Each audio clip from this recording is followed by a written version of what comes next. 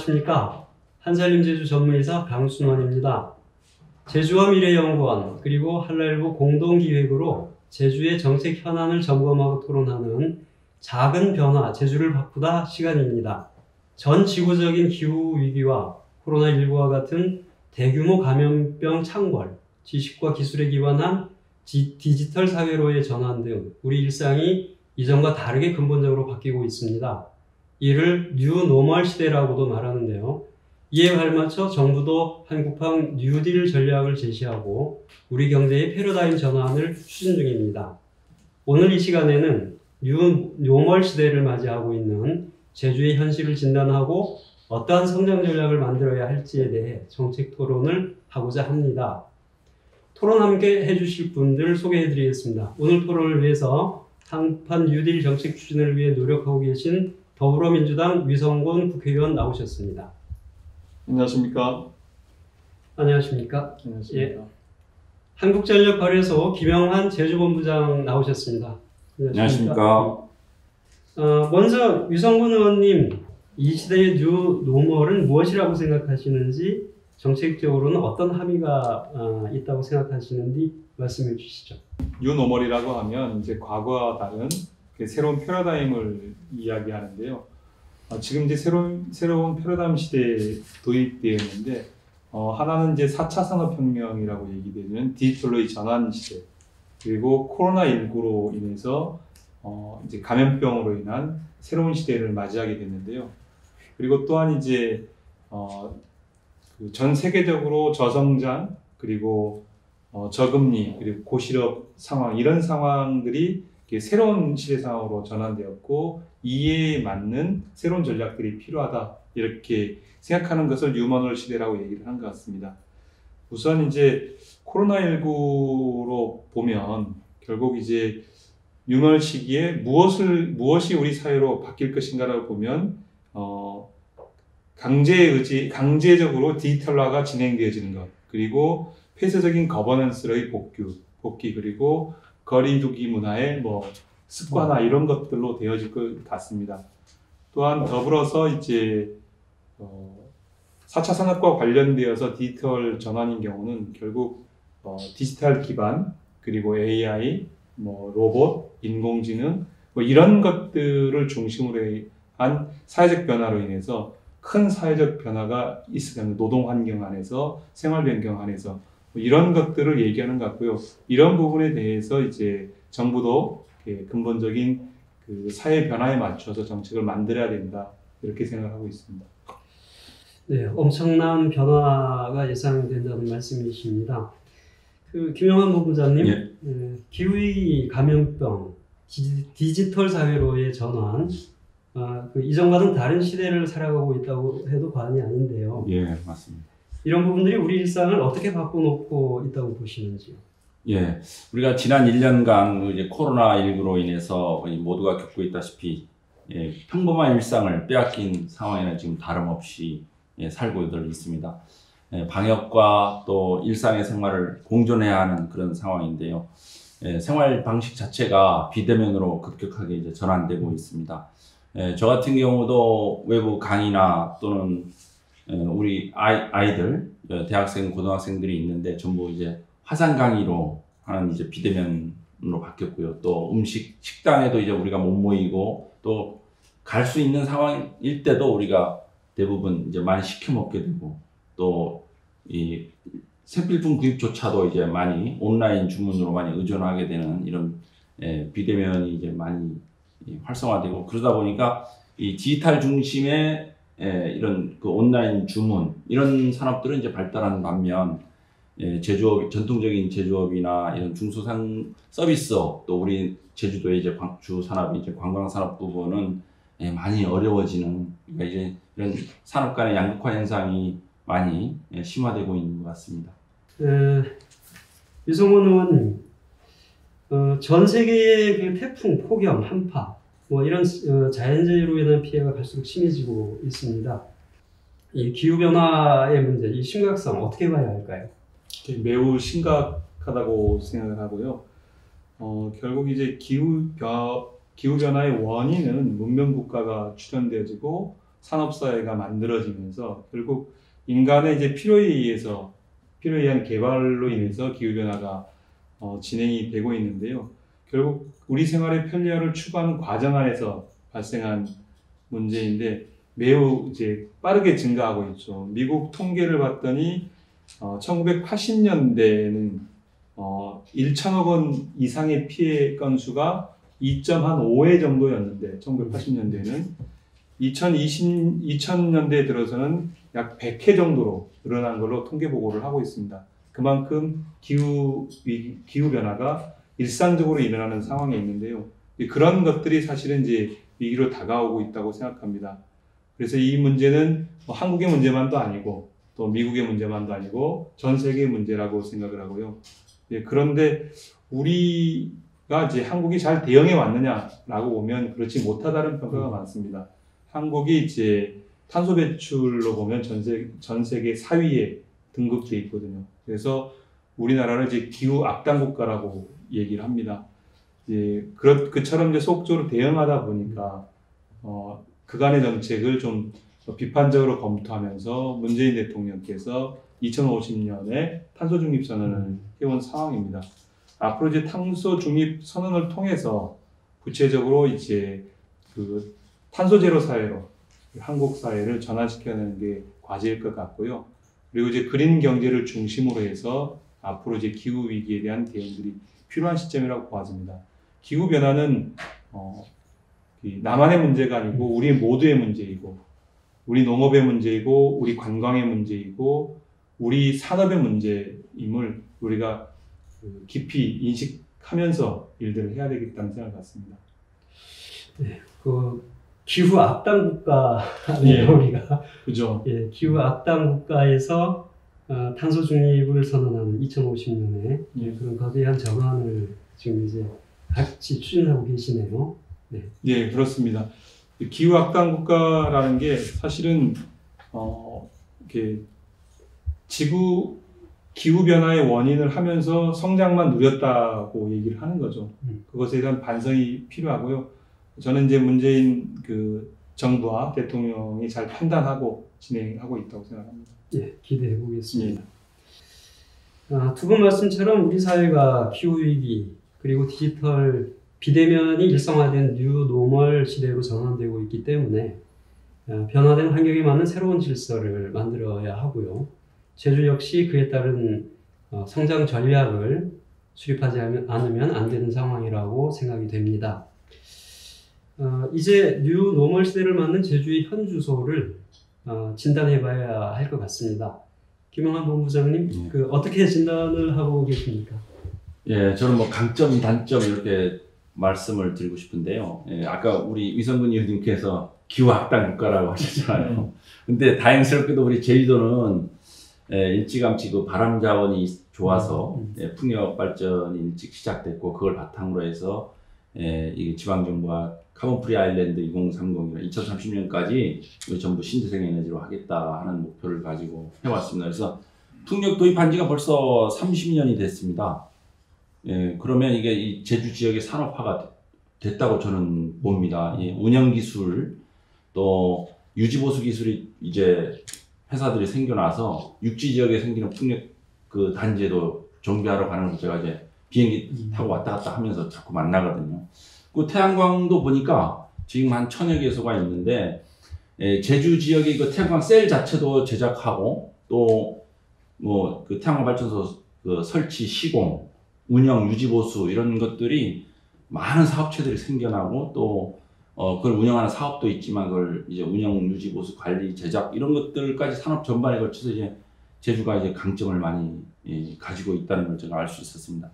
근데 조금 우리가 아쉬운 것은 이제 우리가 이런 그린 뉴딜을 지원하려면 디지털 기술이 필수적인데 제주가 좀 예전에 이제 한 10여 년 전에 우리가 제주도에 스마트 그리드 실증 단지를 한 적이 있습니다. 그걸 계기로 ICT 기술을 이제 많이 그런 관련 그 협회도 생겨나고 조합도 생겨나고 많은 기업들이 참여를 시작했는데 그 생존력을 이어가기가 이 시장 구조가 좀 작다 보니까 좀 한계가 있고 기술력, 인력도 마찬가지로 또 자본력 이런 한계가 좀 있는 것 같습니다. 네. 스마트 그리드 실증 사업하면서 사실은 이제 그 이후에 후속으로 굉장히 좀 집적되는 뭔가 기술력이라든지 예. 이런 것들이 있었으면 참 아쉬운 것들이 있네요. 예, 맞습니다.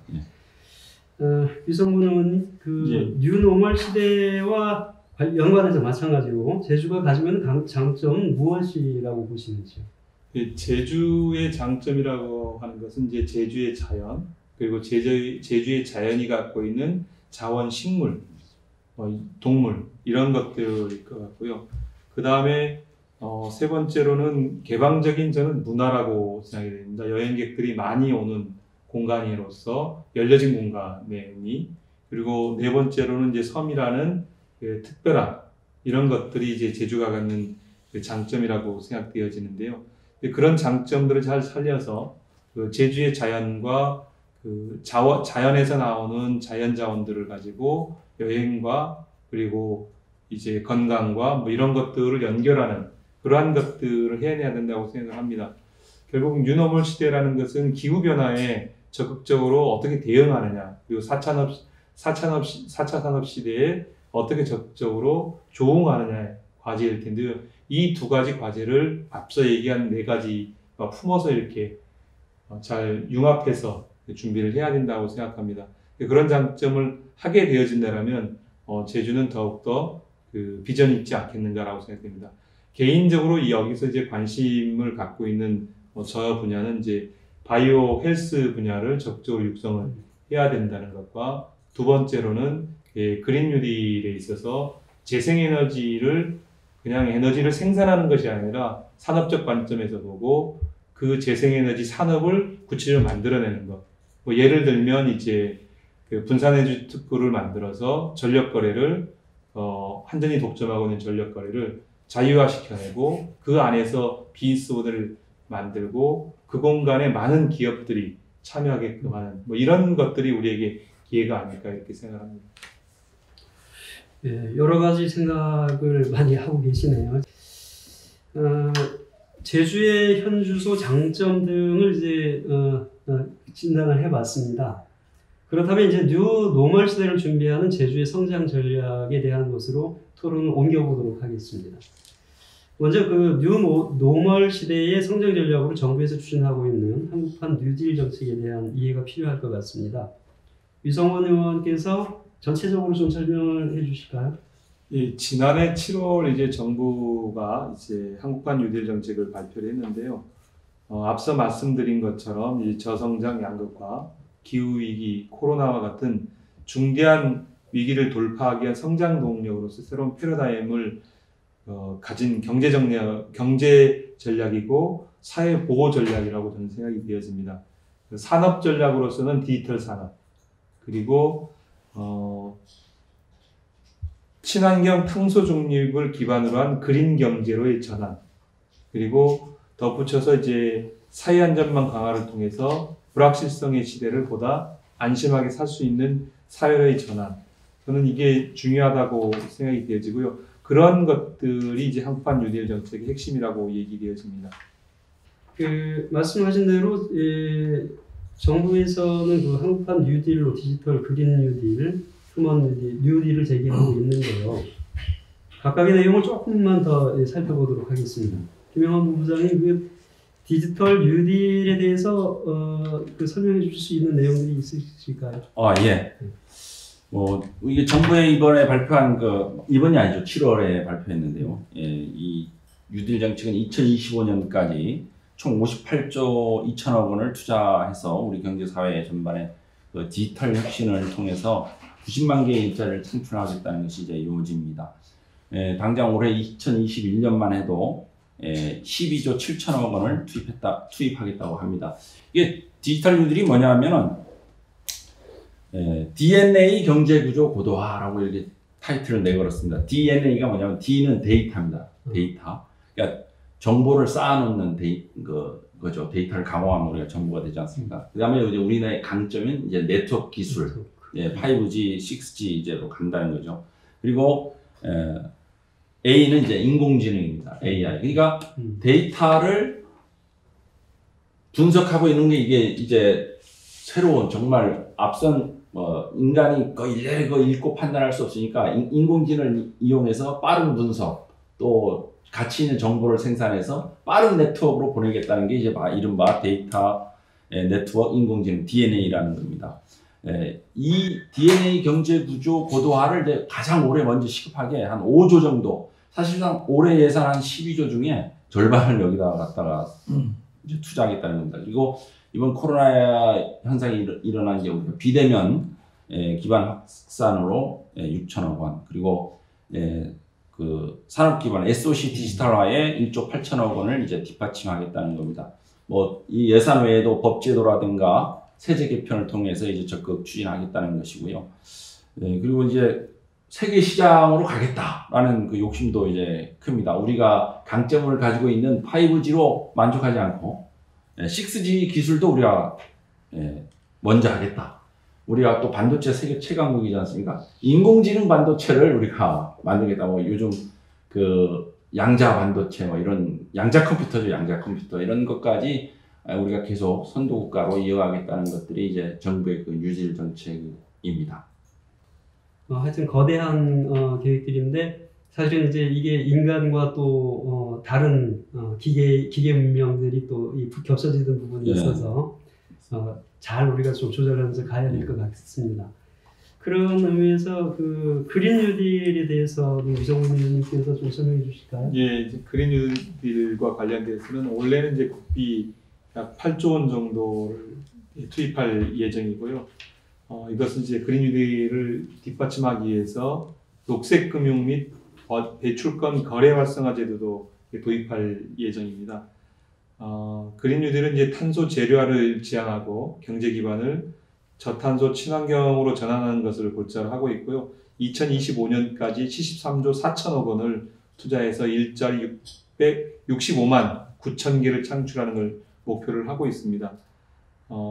중요한 것은 사실은 이제 그 그린 뉴딜의 기반에서 새로운 산업들을 만들어낸다라는 겁니다. 그리고 이제 탄소 사회에서 그린 경제로의 전환을, 에너지원을 지금까지 석탄과 석유와 이런 탄소가 들어지는 에너지원으로 썼다면 그 에너지원 전부를 이제 다른 재생에너지로 바꿔서 태양광이나 풍력으로 바꿔서 사용할 수 있는 사회로 가는 거고, 그 사회를 가기 위해서 여러 가지 이제 기업들이 비즈니스 모델들을 만들어내는 겁니다. 기본적으로는 풍력 터빈이라든가 아니면 풍력의 이제 블라이드라든가 이런 것들을 만들어내는 능력들을 키워내는 거고, 또 태양광에 우리 태양광은 우리나라가 전 세계 1위인데요. 셀 생산이라든가 이런 것들 하는 것. 그리고 또 그거를 설치하고 그걸 판매하고 또 그 관리를 통해서 에너지 효율을 키우는 이런 비즈니스 모델을 다 만들어내는 사업이라고 보시면 되겠습니다. 그래서 이제 그린 뉴딜을 통해서 그렇게 되어지고, 이제 저는 농업 분야에서도 사실은 이제 식물의 다양성이라든가 그 다음에 이제 그 탄소를 줄이기 위해서 화학비료 줄이기라든가 아니면 농약 사용을 줄이는 이러한 산업들도 그린 뉴딜에 포함이 되어 있는데요. 이런 산업을 통해서 지속 가능한 지구를 만드는 것이 과제인 거죠. 그래서 지속 가능한 지구를 만드는 사업이다, 이렇게 보시면 될 것 같습니다.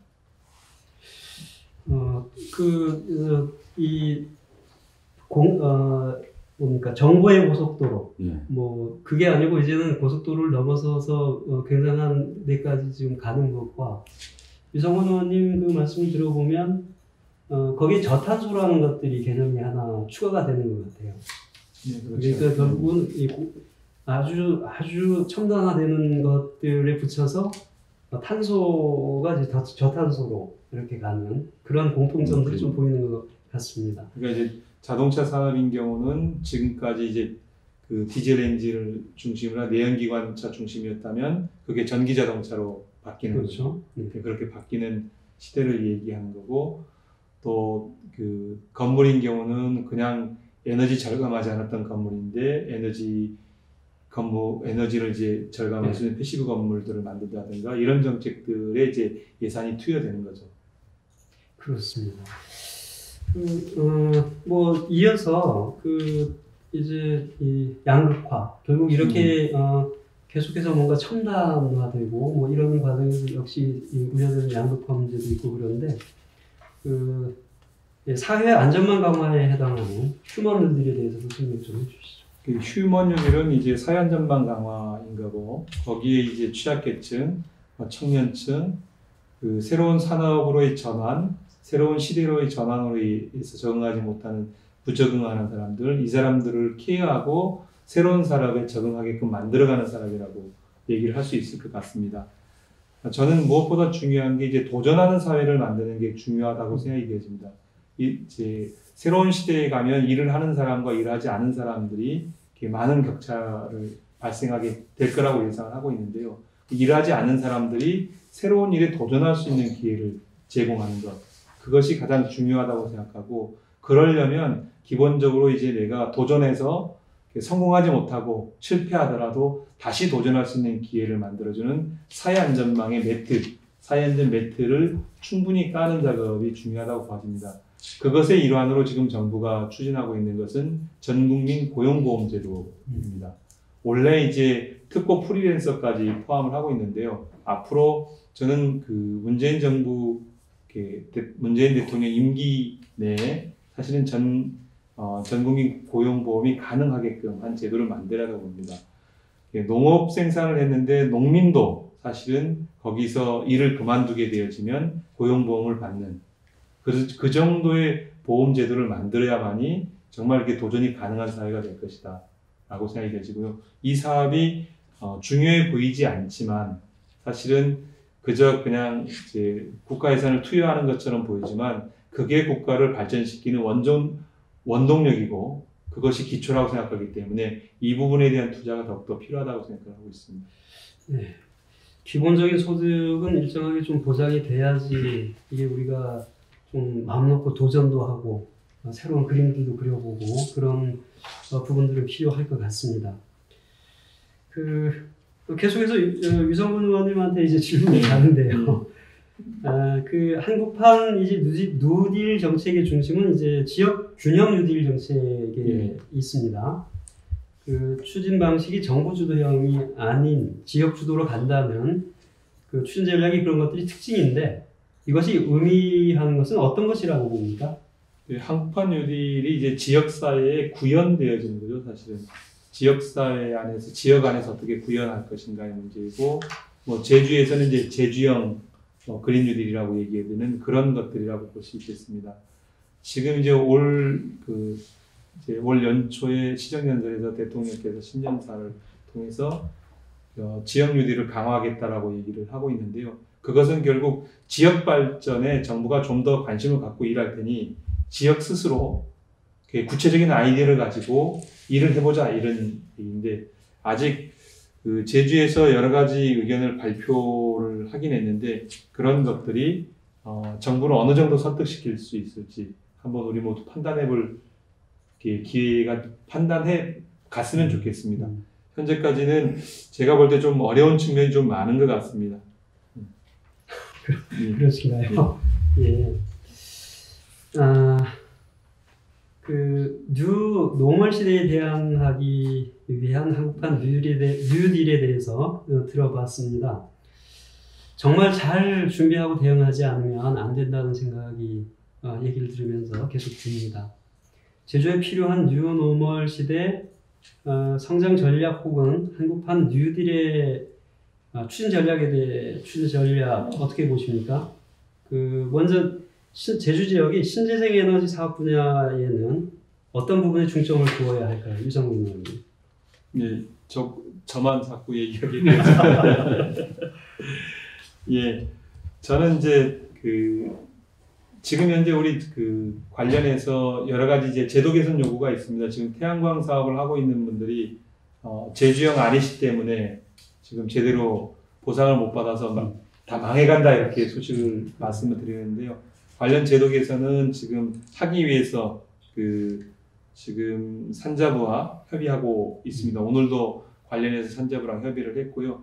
앞으로 이제 그런 문제들을 좀 해결해 나가는 과제가 있을 것 같고, 두 번째로는 ESS에 대한 충방전을 통한 DR 사업이 가능하게끔 에너지 판매 거래가 가능하게끔한 이런 사업들이 좀 고민이 돼야 될 것 같고요. 세 번째로는 이제 전력거래 자유화, 앞서 얘기했지만 전력거래 자유화가 가능하게끔 하는 제도 개선이 좀 필요하다고 보아지고요. 그러면서 이제 드는 생각이 이제 AMI, 그러니까 이제 디지털 쌍방향 계량기인데요. 이 계량기를 보급을 하고 있는데 이게 실질적으로 기능을 하는지 안 하는지 좀 판단이 좀 필요한 것 같아요. 김영환 본부장님, 우리가 보급한 AMI가 예. 쌍방향이 가능한 가능한 계량입니다. 가능한 계량입니까? 예. 근데 제가 관련해서 부처 보고를 받아보면 거의 뭐 이 시간 이게 단위가 실시간 단위가 아니고 그런 건 있습니다. 그러니까 몇 시간 단위거나 이렇게 돼 있어가지고 실제 데이터 통제가 안 된다 이런 얘기를 하더라고요. 그러니까 지금 한전이 보급하고 있는 AMI 계량기는 15분 단위로 취득을 하고 또 한전이 목적 자체가 우리가 보통 이 가정에 설치된 소비자한테 설치된 계량기는 월간 누적 또 개시별 요금제 하는 경우는 이제 물론 이제 24시간 피크 요금과 오프 피크를 구분해서 관리도 합니다만은 또 신재생이 보급된 또 AMI 계량기도 15분 단위로 이제 취득은 하지만 월간 누적해가지고 가중평균 S&P 발전시장 가격으로 매기기 때문에 한전은 이제 실시간으로 취득할 필요가 사실은 아직 지금까지는 없습니다. 예, 전력거래소에 전력을 판매하는 신재생 사업자의 경우는 실시간으로 취득을 해서 그러니까 적어도 이 용량이 대용량 전통적인 발전기는 초 단위로 취득을 하는데요. 보통 이제 기본 기준이 이제 거래소는 5분 단위로 취득을 해서 이 시간 단위 발전량을 정확하게 계측을 하고 그거에 따라 정산을 할 수 있습니다. 예, 이제 그런 계량기 보급도 사실은 검토가 필요하다 사실 이 사업을 하기 위해서는. 그래서 그런 부분에 대한 데 대해 관심을 갖고 우리가 일을 해야 되지 않을까라고 생각되십니다. 실제 이 현장에서 이런 것들을 해보면 상당히 좀 이 제도적인 이 한계들이 굉장히 좀 많이 보이죠. 특히 여기 태양광 사업자들 작년 엄청 힘들었잖아요. 네, 그렇죠. 탈구가 출구가 안 보이죠. 조만간에 관련해서 산자부에서 정책 결정을 하기로 했고요. 조금만 기다려 주시면 해결해 나가도록 하겠습니다. 그런 것처럼 사실은 이번에 이제 REC 제도라든가 여러 제도들에 대한 점검들이 필요하죠. 우리 제주도 입장에서는 제주도라는 섬이라는 공간 안에서 이루어지는 신재생 에너지의 판매, 신재생 에너지의 생산 이런 것들을 가지고 대한민국 전체에 어떻게 적용해 볼 것인가를 고민해 볼 수 있기 때문에 저는 그런 시범 사업이 우리 제주도에서 이루어져야 된다고 생각합니다. 그러려면 이제 관련 제도들이 개선이 좀 필요하죠. 특별법 안에 이런 내용도 좀 넣어서 실제 한전이 이제 거래를 독점하고 있는데 누구나 이제 사고 팔 수 있게끔 제도를 개선해 준다든가 아니면 신재생 에너지를 발전한 사람은 누구나 거래를 할 수 있게 한다든가 또 그런 것들을 잘하는 데 있어서 인센티브 제도는 어떻게 할 것인가 이런 것들에 대한 제도 개선이 좀 필요한 것 같습니다. 김영환 본부장님, 이 신재생 에너지 분야 전문가이신데 유성군 의원님이 말씀하신 내용에 대해 구체적인 추진 과제들은 어떤 게 있을까요? 의원님께서도 우리 제주도가 신재생 에너지에 가장 먼저 맞습니다. 사실 전국의 신재생 에너지 보급률 하면 6%라고 얘기하는데요. 사실 진짜 신재생 이 바이오 혼소나 폐기물을 빼면 육지는 2.7%입니다. 근데 우리 제주는 2020년 작년에 16.2% 우리가 총 사용한 전기의 16.2%가 이제 신재생에 의해서 생산된 전력이었고요. 발전단지는 이제 풍력이 한 20개소, 또 태양광 발전소가 1000여 개소 있고 이 설비 용량만 해도 70만이 넘습니다. 자가용까지 하면 75만. 우리 제주 인구가 67만인데 보통 한 사람당 1kW의 전력을 소비합니다. 매 시간. 제주도도 이제 전력 자유화하겠다. 또 아까 우리 의원님도 전력 자유화 한전 독점 깨야 된다 이렇게 말씀하셨는데 그것이 뭐냐면 우리가 발전 부분만 이제 자유화가 된 셈이에요. 경쟁 체제가 도입돼서 발전 공기업들 6개의 발전 공기업이 생겨났고 이제 수만 개의 이제 신재생 발전소가 생겨난 거죠. 이게 반쪽짜리 이제 구조 개편이 된 겁니다. 나머지는 어디냐? 전력을 소비하는 부분에서 경쟁력이 발생해야 됩니다. 그러니까 그것이 이제 우리가 2010년도에 제주에서 했던 스마트 그리드를 통해서 그 수요 반응이 일어나는 것을 이제 우리가 하는 거죠. 그러니까 전력 자유화가 그때는 한전이 사실상 저항할 수밖에 없어요. 자기가 하던 영역을 남한테 나눠준다는 것이 쉽지 않은 일이죠. 당연히 뭐 그 기업 본능적으로 저항이 있을 수밖에 없는데 지금은 어쩔 수 없는 상황이 됐어요. 이제는 이 신재생의 변동성, 불연속성에 대응하기 위해서는 불가피하게 수요 반응을 발생시켜야 됩니다. 우리 제주도의 그 풍력이 많아지다 보니까 또 태양광이 많아지다 보니까 초과 발전이 많이 발생하고 있습니다. 2020년도에 작년에 77회 발생했습니다. 뭐 횟수로 하면 잘 이해가 안 되실 텐데 2천만 킬로와트. 우리 국민 3분의 1이 1시간 동안 쓸 수 있는 양이 발전을 못했습니다. 초과돼가지고. 그리고 금액으로 치면 한 30억 정도 됩니다. 이게 이 초과 발전을 활용할 수 있었으면 이게 시장제도 뭐 이런 아까 이제 의원님 말씀하신 전력거래 자유화 또 시장제도가 요금제도와 이제 신재생 사용에 맞춰지는 그런 요금제도가 나오면 이런 전력은 이제 버리지 않아도 활용할 수 있는 그런 것이 되죠. 제주도가 이런 시장제도를 신재생의 초과 발전 문제를 해소하는 문제 이런 것들을 해결하는 그 과정을 통해서 우리나라가 목표로 하고 있는 2030년 신재생 20% 이런 것들에 대한 해법을 보여주는 곳이 이제 바로 제주도가 될 것입니다. 네, 그 실제로 얘기들을 듣다 보니까 그냥 우리 밖에서 이렇게 보는 거하고는 정말로 큰 변화들이 생기고 있는 걸 느껴지네요. 그 분산형 에너지의 또 이 핵심은 또 이제 밖에서는 이게 이제 대자본 중심으로 이렇게 가는 부분들에 대한 우려도 있거든요. 예. 이런 부분에 대해서는 어떻게들 보고 계신가요? 예, 지금까지는 그 신재생이 사실 경제성이 완전하게 확보되지 않았습니다. 그래서 태양광은 조만간 우리가 전력 판매 원가를 넘어설 것으로 봅니다.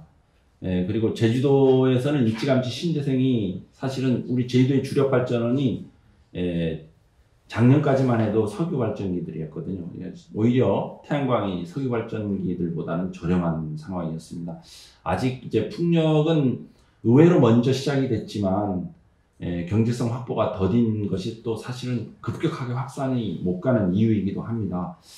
근데 이제 그걸 소형화하게 되면 규모의 경제로 또 경제성이 더 확보가 안 되다 보니까 정부가 뭐 이 소형 풍력이라든가 또는 소형 사업자들을 밀어주고 장려하고 싶어도 당장은 경제성이 확보 안 되기 때문에 근데 태양광은 가능하기 때문에 오히려 100kW 이하 태양광은 우리가 가중치를 더 줘서 그 보조금을 더 받아갈 수 있도록 하고 있습니다. 마찬가지로 이제 풍력도 그런 상황이 되면 경제성을 확보할 수 있는 상황이 되면 그런 지원이 뒤따를 것입니다. 분산형 전원에 이제 대기업의 참여, 대규모 자본에 대한 우려들이 있는데요. 저는 그것도 필요하다고 봅니다. 왜냐하면 지금 거기에 이제 그 풍력이나 태양광을 만들어가는데 대규모 시설도 사실 필요하거든요. 그리고 또한 지역의 자그마한 지역 단위의 로컬 단위의 이제 에너지를 공급하는 차원의 이제 분산형 에너지들도 필요하고 왜냐하면 산업에서 필요한 것들이 있고 또 가정에서 필요한 것들이 있기 때문에 둘 다 필요한 시점이라고 생각하고 정부는 이제 그것에 대해서 적절하게 둘 다 이렇게 고려하면서 진행하고 있다는 말씀을 드리겠습니다. 네. 역시 그런 조화들이 필요하겠네요. 네, 그렇죠. 유성훈 의원님, 그 그린 뉴딜에서 기후 변화, 기후 위기 대응 전략이 대단히 중요한데 국정감사에서 이것과 관련한 그 발언도 하시고 질의도 하셨잖아요. 기후위기 변화에 기후 위기에 그 탄소 저감 정책이 미흡하다. 특히 이제 한국판 뉴딜의 농업 산림 분야 반영이 미흡하다 네. 이런 지적을 하셨죠. 2007년도에 이제 그 정부에서 그 관련된 이제 농림어업 분야 탄소 저감 정책을 발표했고 2010년도에 관련 계획을 발표를 했는데 지금 이제 10년이 돼서 그 평가를 하고 있는데 그 평가 지표가 상당히 좋지 않습니다, 사실은. 전체적으로 그 단위 면적당 화학 비료 사용량은 늘었고요. 농약도 사실상 비슷한 정도로 는 정도라고 볼 수밖에 없는 상황에 놓여 있습니다. 그러면 지난 10년 동안 절감을 전혀 못한 거죠, 사실은. 왜냐하면 단위량은 총량은 줄었는데 준 이유가 농사 면적이 전체적으로 줄다 보니까 줄어든 거거든요. 그런 측면에서 보면 앞으로 이제 농림어업 분야에서 그 이산화탄소를 절감하기 위한 노력, 그리고 생물 다양성을 확보하기 위해서 농약 사용을 줄이는 노력, 그리고 또한 그 질소 고정을 위한 그 노력들이 더욱더 필요하고, 제주는 이제 지하수 자원이 매우 중요한 자원이고요. 또 이제 그런 것들을 본다면 그 이제 화학 비료 사용량을 급격히 줄여야 되는 상황 안에 놓여 있습니다. 이제 그것과 더불어서 전체적으로 그 이산화탄소를 줄이기 위한 노력이 병행돼야 된다고 보아지기 때문에요. 그 제주는 이제 농업에 있어서 강점을 갖고 있는데 청정성을 어떻게 가져갈 것인가, 앞으로 지금의 농약과 화학 비료를 사용하면서의 청정성 유지가 가능할 것인가라는 고민을 해야 되는 시점이 와 있다고 생각합니다. 유성원 의원께서는 그 앞에서 이 바이오에 대한 얘기도 좀 하시던데, 네. 혹시 조금 더 구체적인 언급을 해주실 수 있을까요? 바이오 이제 헬스 분야인 경우는 중요한 이제 식물 자원과 두 번째 관광 자원을 같이 활용하는 사업이죠. 우리 이제 제주에는 그 약효가 뛰어난 식물 자원들이 매우 많습니다. 그것을 어떻게 자원화할 것인가에 대한 고민이고요. 작년부터 이제 제주대에 약학대학이 만들어졌습니다. 그 약학대학이 주로 이제 그런 약리를 연구하시는 분들이기 때문에 인재들이 이제 만들어졌고 식물 자원이 있으니까 이게 콜라보해서 한다라면 구체적으로 바이오 생약 분야라든가 바이오 식품이라든가 뭐 이런 분야로 진출할 수 있는 개연성이 충분히 높아졌다고 보여. 그래서 그런 자원들을 잘 활용할 수 있는 그 정책 전략들이 필요하다고 보아집니다.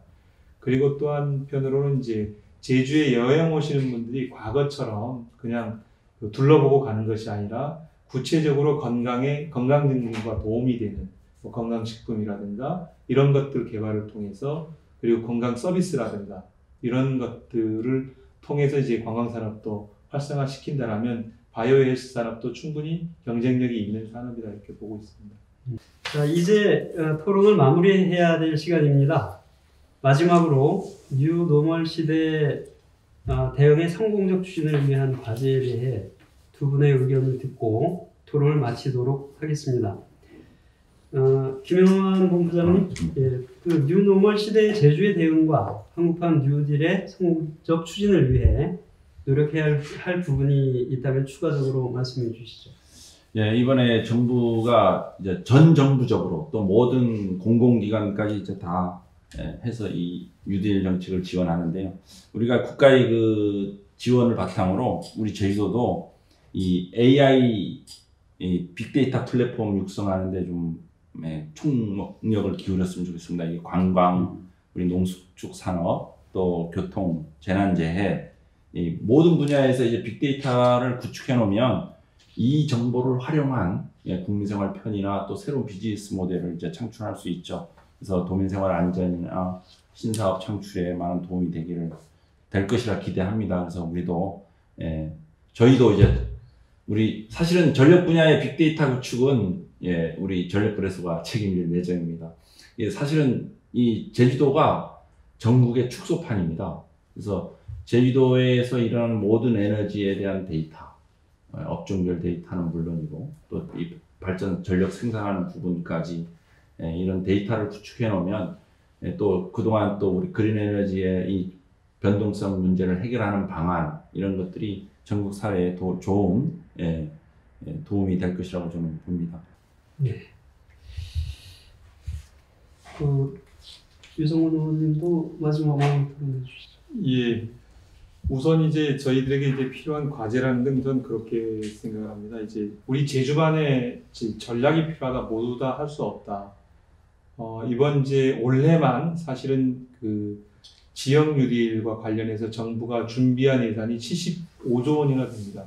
그 75조 원 중에 우리는 어떤 전략을 가지고 어떤 산업을 할 것인가라는 고민이 필요하리라고 생각되지고 모두 다 할 수 없기 때문에 또한 우리는 이제 제조업을 기반하고 있지 못한 상황입니다. 그렇다면 소프트웨어를 중심으로 한 산업에 대해서 고민을 해야 될 거고 필요한 인력이 우리에게 부족하지만 사실은 기업들이 오게끔 하는 아이템을 만들어낸다라면 그 기업들이 좋은 인재를 데리고 올 거고 그런 인재들을 통해서 우리 지역의 인재를 육성하는 인재 육성 전략들이 반드시 필요하다고 생각이 되어집니다. 지금까지 이제 몇 개의 특구를 이렇게 받아오긴 했지만 좀 더 이제 지방 정부와 또 국회의원 저희들 간의 관계도 좀 더 전략적으로 매칭하고 일들을 하는 것이 중요하다 이렇게 생각합니다. 저는 이제 그린 뉴딜, 한국판 뉴딜, 휴먼 뉴딜을 중심으로 해서 우리 사회가 새로운 뉴노멀 시대에서 제주가 어떻게 지속 가능하게 살아갈 것인가를 끊임없이 고민하고요. 그러한 고민을 바탕으로 해서 우리 도민들에게 새로운 길을 함께 열고 함께 열어나가는 데 노력을 해가겠습니다. 정부가 지역 주도형 뉴딜을 하겠다고 합니다. 이 기회를 제주 지역에서도 잘 살려서 정말로 지속 가능한 제주를 준비하고 진행해 나가는 그런 계기가 됐으면 좋겠습니다. 특히 다시 한번 말씀드리지만 유성훈 의원님 큰 역할을 기대하겠습니다. 오늘 토론 나와주셔서 감사합니다. 시청자 여러분 고맙습니다.